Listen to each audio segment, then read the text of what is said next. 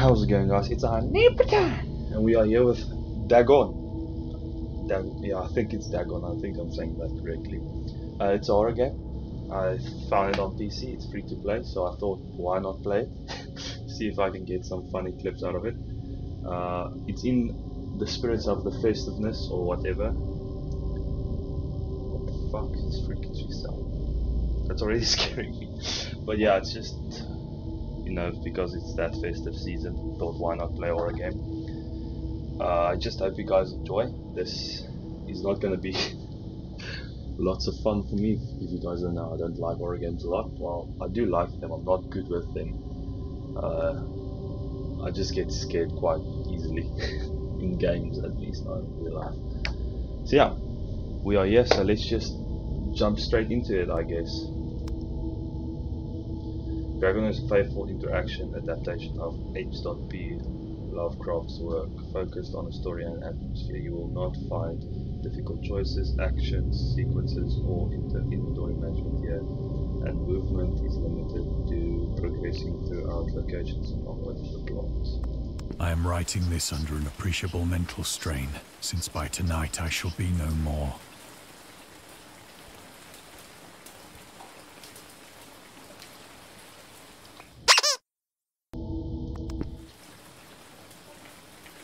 Okay.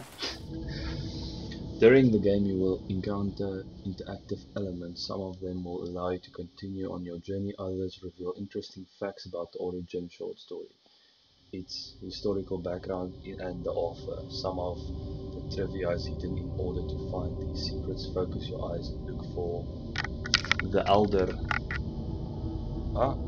elder site.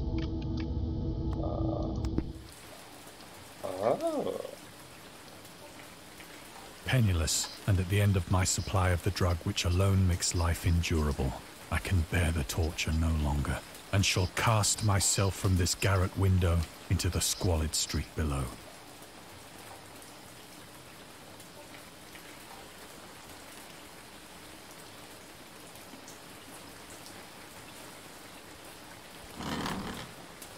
Do not think from my slavery to morphine that I am a weakling or a degenerate. When you have read these hastily scrawled pages, you may guess, though never fully realize, why it is that I must have forgetfulness or death. This guy is something different, eh? What's this? Morphine entered into use in the 19th century and was routinely administered to treat severe pain during the American Civil War 1861 to 1865 and World War I. It was also sold without restrictions until 1914. Morphine became more popular after the invention of the hypodermic syringe around 1854. Friedrich Serturner was first isolated the substance, originally named morphium. Sorry, after Morpheus, the Greek god associated with dream. As the time when Dagon was published, morphine abuse, known as soldier disease, already posted a big problem in the United States. Okay.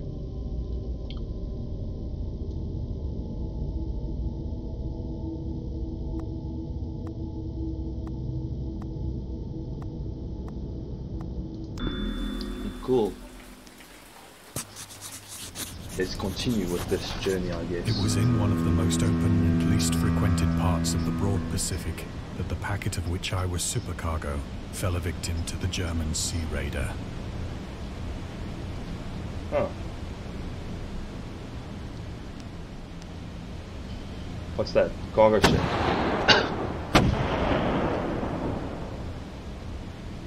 The Great War was then at its very beginning, and the ocean forces of the Hun had not completely sunk to their later degradation. So that our vessel was made a legitimate prize, whilst we of her crew were treated with all the fairness and consideration due us as naval prisoners. This is not scary at all. I would have thought it would be more scary. But I'm just lucky, I guess, with what I choose.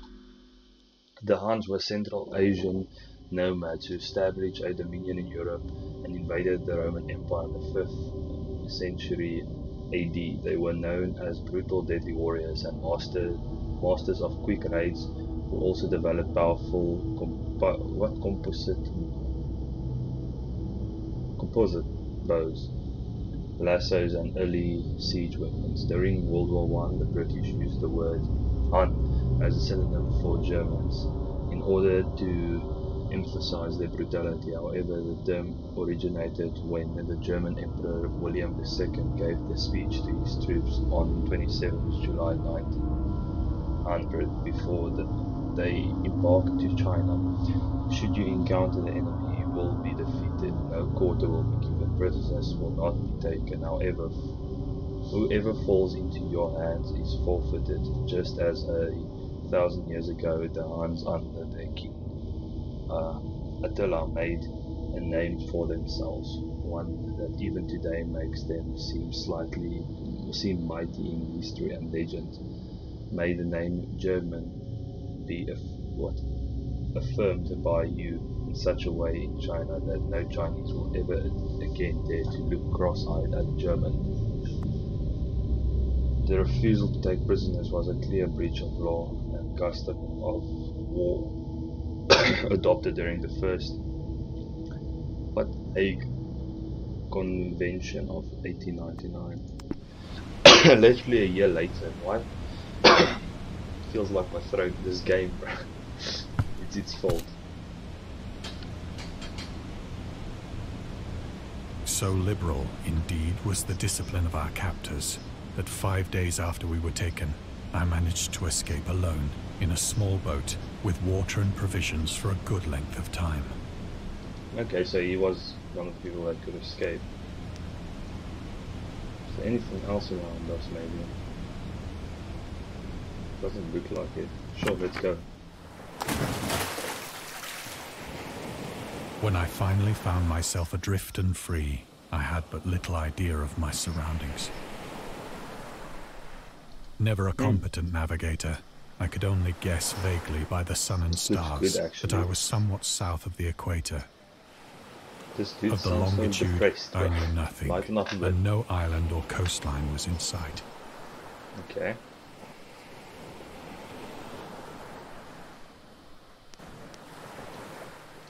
Is there anything else around us that I can look at?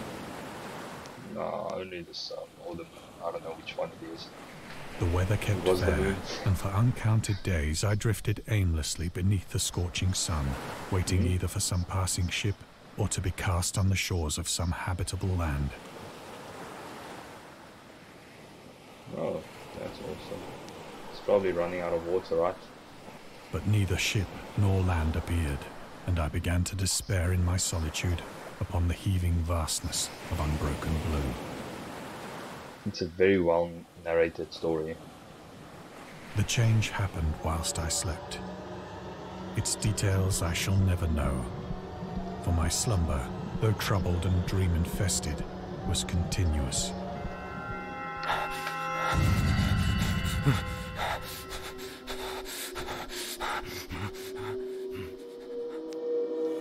When at last I awoke, it was to discover myself half sucked into a slimy expanse of hellish black mire, which extended about me in monotonous undulations as far as I could see. What the fuck? And though one might well imagine that my first sensation would be of wonder at so prodigious and unexpected a transformation of scenery, I was in reality more horrified than astonished. For there was in the air, and in the rotting soil, a sinister quality which chilled me to the very core. The region was putrid with the carcasses of decaying fish, and of other, less describable things which I saw protruding from the nasty mud of the unending plain. Jeez. Perhaps I should not hope to convey in mere words the unutterable hideousness that can dwell in absolute silence and barren immensity. There was nothing within hearing, and nothing in sight, save a vast reach of black slime, Yet the very completeness of the stillness and the homogeneity of the landscape oppressed me with a nauseating fear. The sun was blazing down from a sky which seemed to me almost black in its cloudless cruelty, as though reflecting the inky marsh beneath my feet. The inky marsh. Marsh, oh, I had inky marsh. Oh, look at that octopus, bro. Look at them tentacles. Ah, cool. What's that? Oh, that sound. As I crawled into the stranded boat, I realized that only one theory could explain my position. Through some unprecedented volcanic upheaval, a portion of the ocean floor must have been thrown to the surface, exposing regions for which innumerable millions of years had lain hidden under unfathomable watery depths. So great was the extent of the new land which had risen beneath me that I could not detect the faintest noise of the surging ocean, straining my ears as I might. Nor were there any seafowl to prey upon the dead things. Yeah, what the fuck? Anything else I can look at? This thing, what is it? Oh, no, there's nothing. Am I gonna eat the fish? For several hours I sat thinking or brooding in the boat, which lay upon its side and afforded a slight shade as the sun moved across the heavens. Look at that thing, bro. It's also an octopus, but look how it's moving. As the day progressed, the ground lost some of its stickiness and seemed likely to dry sufficiently for traveling purposes in a short time. Okay. That night I slept but little, and the next day I made for myself a pack containing food and water, preparatory to an overland journey in search of the vanished sea and possible rescue.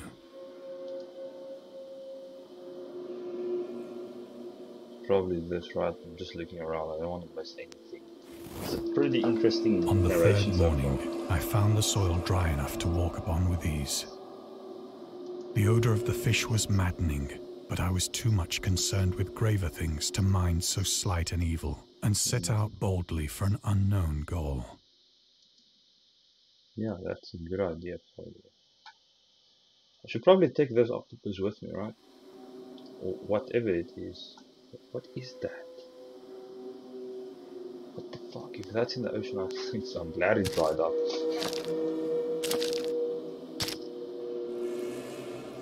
All day I forged steadily westward, guided by a faraway hummock which rose higher than any other elevation on the rolling desert.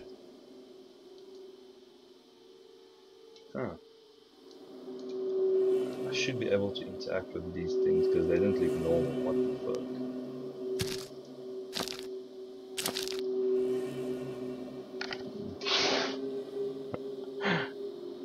Hey, it's a whale! Talk to the whalish. Oh, for you. Remember that from Nemo. Of course I'm talking about Nemo right now. That night, I encamped, What is this? and on the following day still travelled toward the hummock, though that object seemed scarcely nearer than when I had first espied it. Wow, this dude's English is very profound. I think I used the right word there. Don't know, don't care. I'm not English born, obviously. By the fourth evening, I attained the base of the mound, which turned out to be much higher than it had appeared from a distance. Is he shorting off the word mountain and calling it mound? An intervening valley setting it out in sharper relief from the general surface. Too weary to ascend, I slept in the shadow of the hill.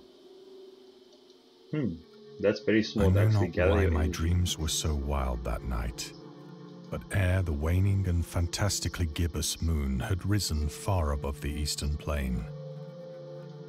Okay, the moon has risen. I was awake in a cold perspiration, determined to sleep no more. We are not Such visions as I had experienced were too much for me to endure again. Anymore. And in the glow of the moon I saw how unwise I had been to travel by day. Without the glare of the parching sun, my journey would have cost me less energy.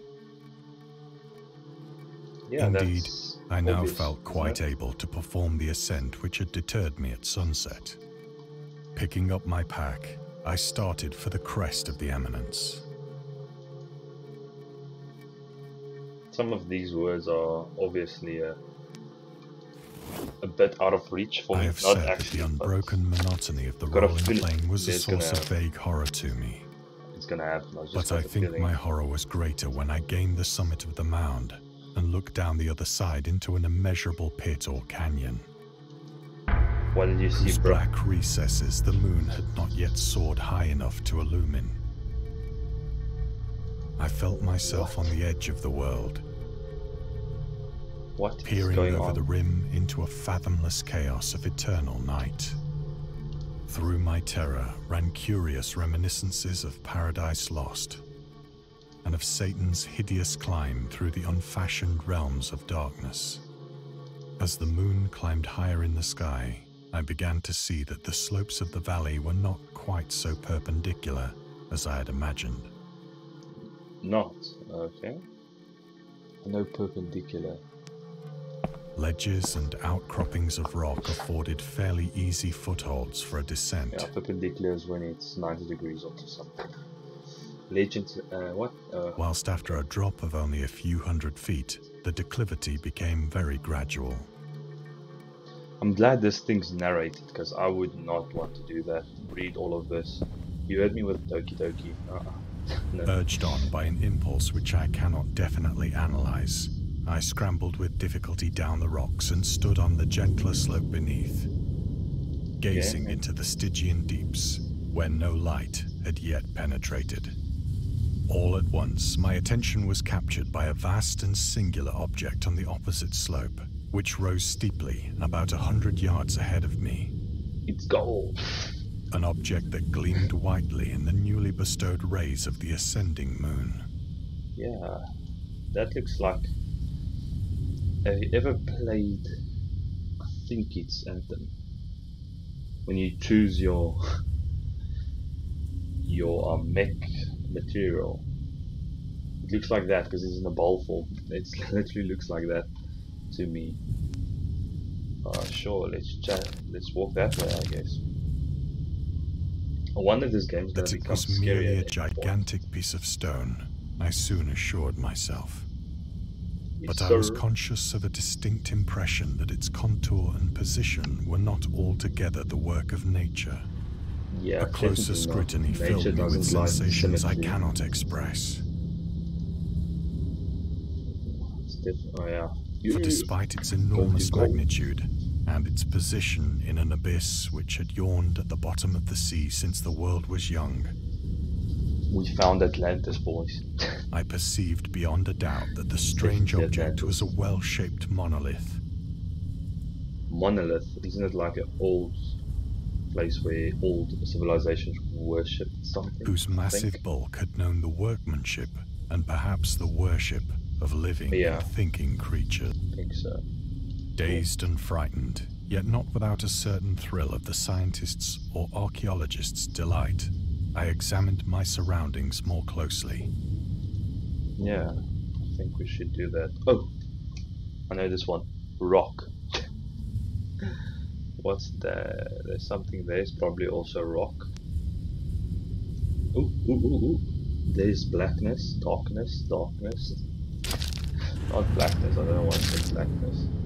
I wanted to say there's something black.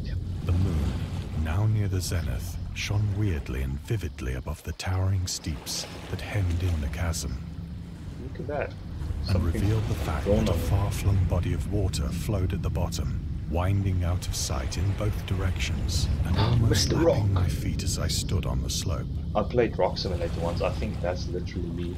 Across the chasm, the wavelets washed the base of the Cyclopean monolith, on whose surface I could now trace both inscriptions and crude What sculptures. is scripted on it? Yeah, it's Atlantis. Literally.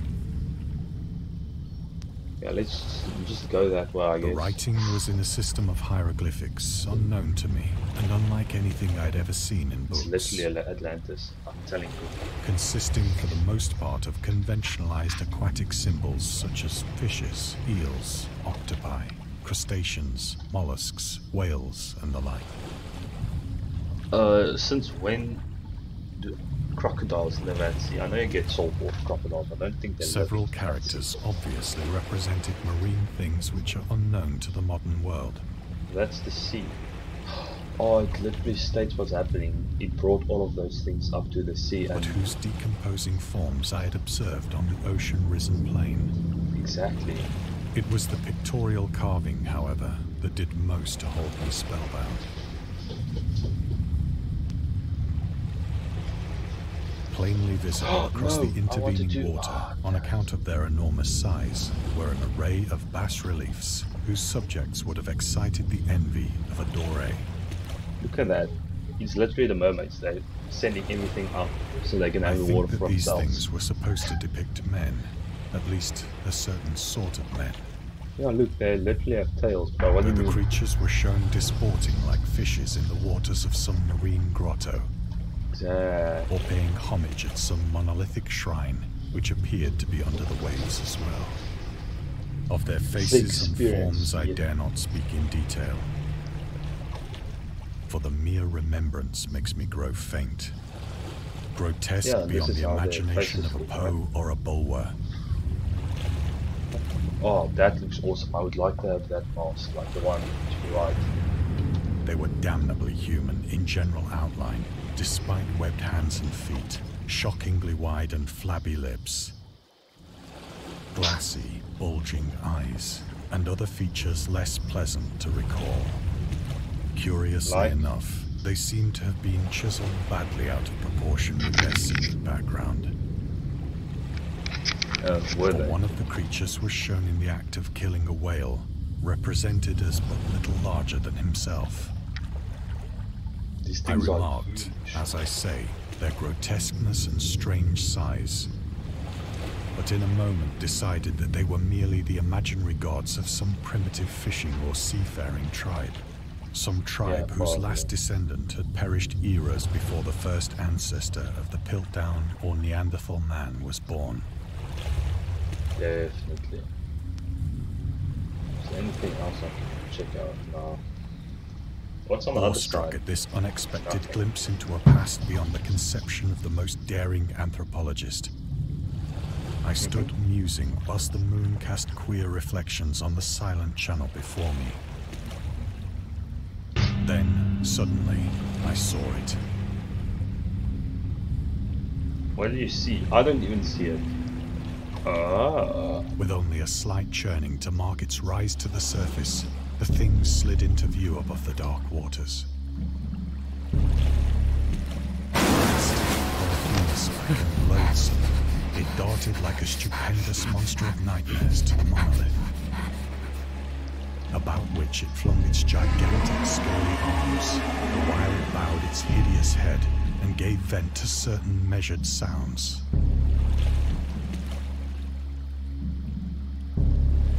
I think I went mad then. Of my frantic ascent of the sloping cliff, and of my delirious journey back to the stranded boat, I remember little.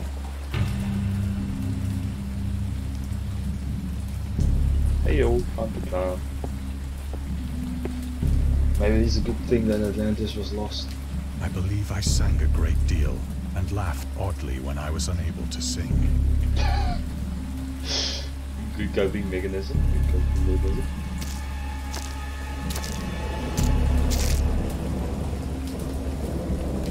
I have indistinct recollections of a great storm sometime after I reached the boat. It's very rainy. I note I heard pearls of thunder and other tones which nature utters only in her wildest moods. Oh, it's gonna rain and form the sea again, right?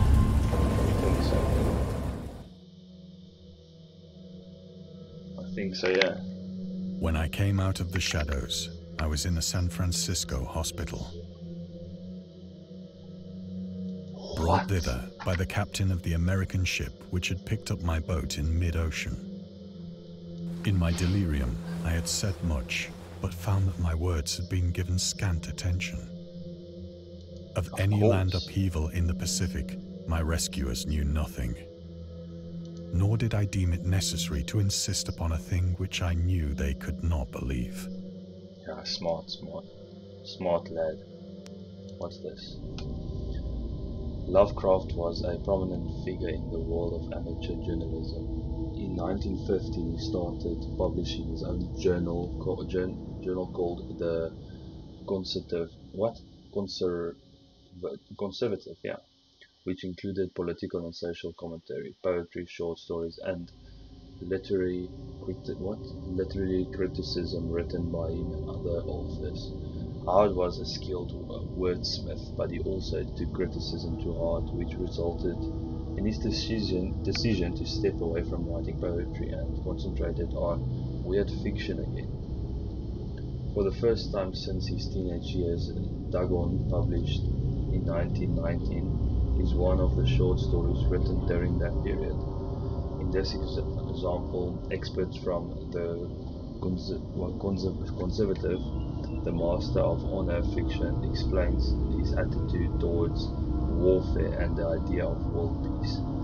While any sane human being can believe in the possibility of what universal peace is more than the Conservative can fathom, should the entire civilized world agree simultaneously to disarm one or more nations would undoubtedly restrain secret armaments and at the proper time take advantage of their more altruistic and less astute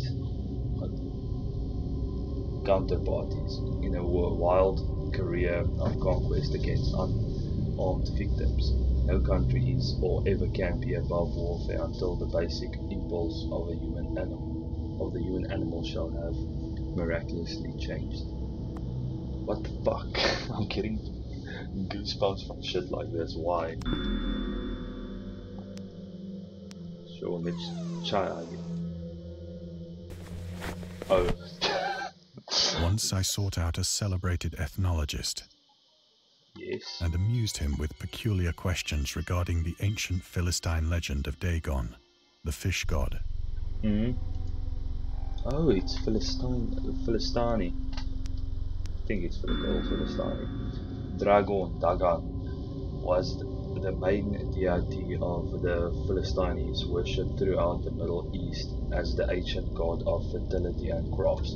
In Hebrew, the word Dagon was a common noun for grain.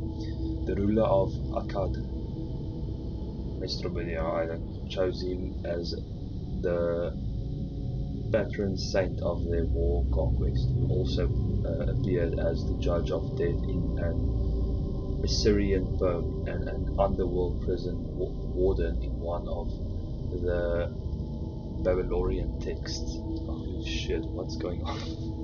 He's often mistakenly taken for a fish god due to the wrong interpretation of his name, as in Hebrew the word Dagon means fish. In H.P. Lovecraft works, Dagon is an underwater deity ruling over the deep ones, a humanoid race with fish traits that resides in the ocean. Is worshipped by the secret cult called the esoteric order of Dagon. What the fuck? Some of these things are a bit weird, eh? Is this like a cult recruiting game? What the fuck? But soon perceiving that he was hopelessly conventional, I did not press my inquiries. What's here? It's a lot of reading, eh? Austin Delareth was an American writer and anthropologist. He also befriended Lovecraft and published many of his works throughout the company Akram House. Although he greatly contributed to the popularization of the author's work, after his death he is surrounded by numerous controversies. One of the most questionable decisions involved in producing the the good versus evil doctrine, Delarath was a devout Catholic. To the Cthulhu mythos, which contrast with Lovecraft's views of the world and his approach to cosmic horror. As a result, the author's works are often misunderstood and misinterpreted in today's culture. It is also worth noting that Lovecraft was never really interested in creating a mythology, and the term Cthulhu mythos was coined by Derleth after the author left the mortal plane. Someone died. Okay. Anything else? Don't like the music.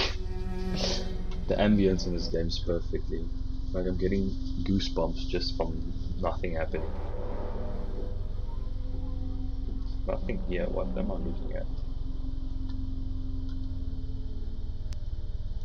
Sure, let's get out. It is at night, especially when the moon is gibbous and waning, that I see the thing. I tried morphine, but the drug has given only transient surcease, and has drawn me into its clutches as a hopeless slave. So now I am to end it all, having written a full account for the information or the contemptuous amusement of my fellow men. What's this? Lovecraft hated tobacco, even though he used to smoke when he was 12 in order to look and feel like an adult in his correspondence with friends, Reinhard Kleiner, and he claims that he quit as soon as he started wearing long pants. He also had a very strong opinion about alcohol, as evidenced by his letter to Zelia Brown. As for the matter of drinking, I have never tasted intoxicating liquor. I never intend to. Having a strong atheistic disgust at anything which is which is blunt or coruscates the delicate natural equipoise of the evolved human intellect and imagination. Drinking excited my personal repentance, hence I don't drink. Let the herd do what they will. I am rather in favor of prohibition. The prohibition of any one antisocial force as well as of any other. So he doesn't drink, but he uses morphine. Okay, man. Source: The Spirit of Revision, Lovecraft's letter to Zelia Brown. Read Bishop H.P. Lovecraft's. Okay, whatever. Morphine talk. Oh wait, I can't say that, can I? Often, I ask myself if it could not all have been a pure phantasm, a mere freak of fever, as I lay sun-stricken and raving in the open boat after my escape from the German man-of-war. This I ask myself, but ever does there come before me a hideously vivid vision in reply. I cannot think of the deep sea without shuddering at the nameless things that may at this very moment be crawling and floundering on its slimy bed, worshipping their ancient stone idols and carving their own detestable likenesses on submarine obelisks of water-soaked granite. I dream of a day when they may rise above the billows to drag down into their reeking talons the remnants of puny, war-exhausted mankind. Of a day when the land shall sink and the dark ocean shall ascend amidst universal pandemonium. Holy shit.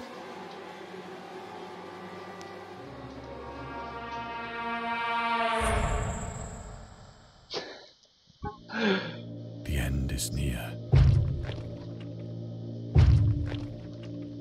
I hear a noise at the door, as of some immense slippery body lumbering against it. What the fuck? What's going on, man? It shall not. The jump scare is coming. Be yourself.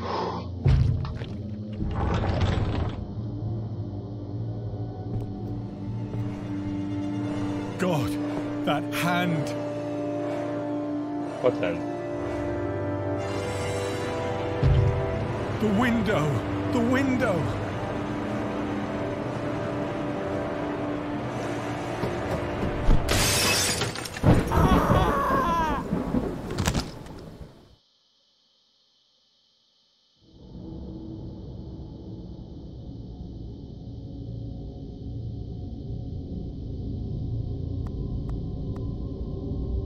Okay. Well, that was different. It was actually a very good, like, visual novel type thing, because you can't do anything actually. So I'll express it as a visual novel. It was really interesting. I actually really enjoyed that.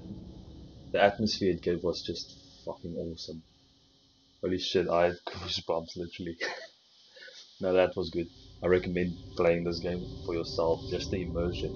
It's on a different level. In any case, there's the horror game. I'll probably try and get another one as well. That was actually fun. I enjoyed that. If you guys enjoyed, you know what to do. Like the video, subscribe to my channel, become a member of the Dude Crew. Just kidding. Yeah, just comment if you enjoyed this type of videos. And I'll see you guys in the next one. Cheers!